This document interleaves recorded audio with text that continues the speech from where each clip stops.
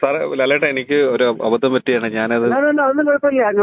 അത് കഴിഞ്ഞ കാര്യമല്ലേ. അതെ, എന്നാലും ഞാൻ ചെയ്യാൻ പാടില്ലായിരുന്നു. ഒന്നും ചെയ്യാക്കില്ല. അതെ, ഞാനങ്ങനെ ചെയ്യാൻ പാടില്ലായിരുന്നു. അല്ല, അതിപ്പോ എനിക്ക് ഇത് എന്തറിയോ, നമ്മളെ ഒരു 5 മണിക്കോ അല്ലെ 6 മണിക്കോ ഒരു പോസ്റ്റ് ഇടുന്ന പറയുന്നു, നമ്മൾ ഇട്ടോളാൻ പറയുന്നു. അതിന്റെ ഫംഗ്ഷന് കയറുന്നു. അതിന്റെ ഇടയ്ക്ക് എന്താണ് ന്യൂസിൽ വരുന്നത് എനിക്കറിയില്ല.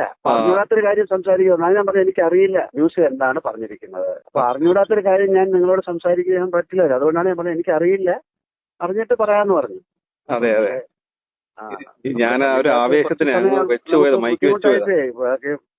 അപ്പൊ അതായത് പിടികെട്ട് കൊള്ളാവുന്ന കണ്ണി കൊണ്ടു, വേറെ കുഴപ്പമൊന്നുമില്ല.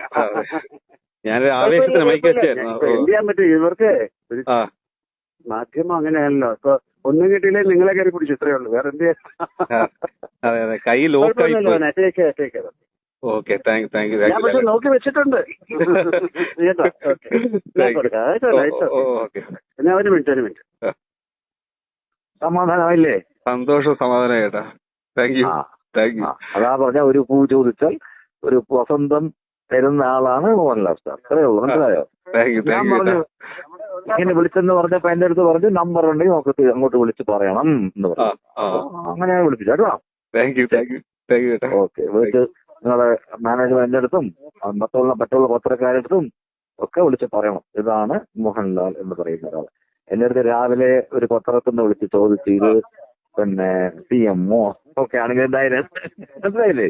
അതെ അതെ. അപ്പൊ അവരത് പറഞ്ഞത് ഈ മനുഷ്യൻ എന്തൊരു ഇതാണെന്നുള്ളതാണ്. ഇങ്ങനെ മോനെ എന്നൊക്കെ പറഞ്ഞ് വിളിച്ചില്ലേ? അതെ അതെ. Okay, thank you.